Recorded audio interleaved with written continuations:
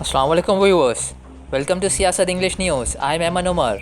To achieve 100% vaccinations, a special inoculation drive is set to begin in the Greater Hyderabad Municipal Corporation limits from Monday, the 23rd of August. Chief Secretary Somesh Kumar convened a high-level meet with the officials in this regard on Saturday. He directed the officials to ensure 100% vaccinations of all the adults in the GHMC limits in the next 10 to 15 days. He added that 175 mobile vaccine vans are being engaged to cover the city, with 150 vehicles assigned in the GHMC area and 25 in the cantonment area. He further said that the vaccination drive will be carried out in 4,846 localities and other areas in the GHMC limits, whereas it will also reach 360 colonies in the cantonment area. Somesh Kumar advised the public to take advantage of this special vaccination drive so that the objective to achieve 100% adult vaccination in the city is accomplished.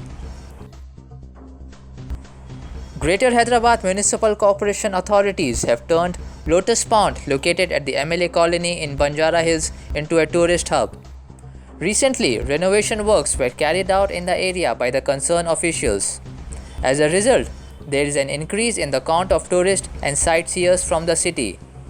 The GHMC has formed a floating island in the middle of the pond. Beautiful trees with lush greenery surround the pond, which presents a pleasant atmosphere. The corporation has set up aerators around the pond to keep the lake water clean.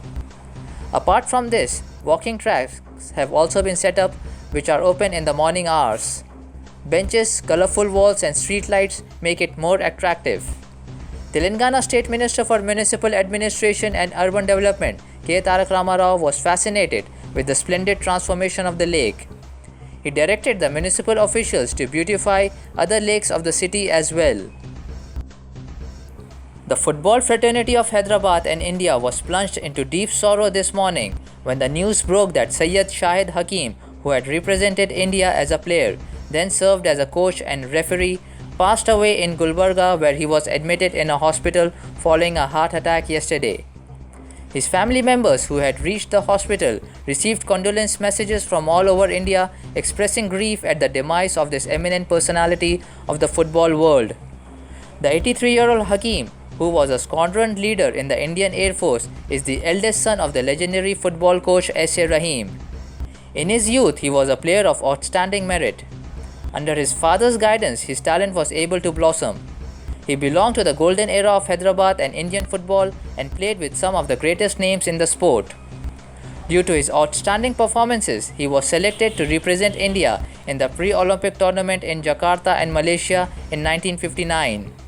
Those were the days when the Indian team was ranked among the best in Asia, and so India defeated its rival and qualified to play in the Rome Olympics of 1960.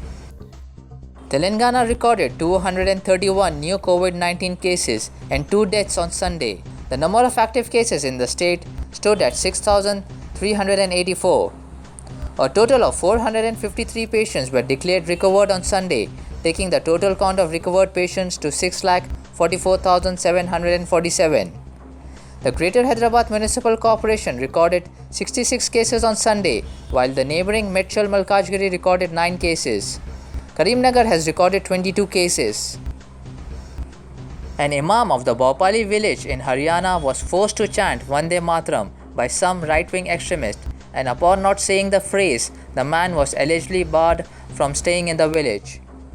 In the video, which is now doing the rounds on social media, it is seen that the Muslim clerk is surrounded by some men and is constantly being asked to chant Vande Mataram, and when he refuses to do so, the men keep nudging him to tell why would he not chant. Upon being asked why would he not chant, he says he doesn't believe in chanting slogans and there are other nazams or poems in Hindustan that Indians can use and not just one kind. There has been no verification on the video so far and no updates on the men shown in the video so far. This is not the first time that Muslim persons has been targeted and his or her patriotism and loyalty to the country was tested. There have been many cases so far where people from the community were disrespected and treated badly for not chanting Vande Mataram or Jai Shri Ram.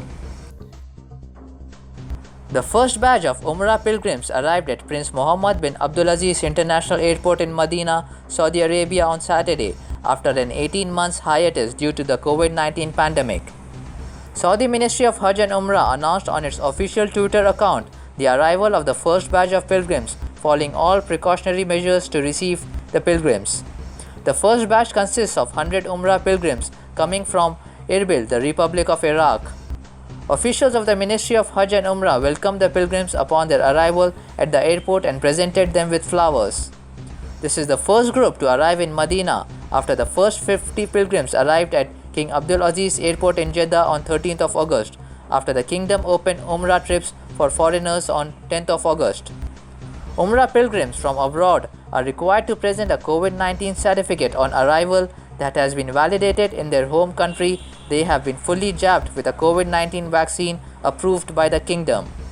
Saudi Arabia has approved the Pfizer, BioNTech, AstraZeneca, Moderna and Johnson & Johnson vaccines. That's it for today. Thank you, viewers.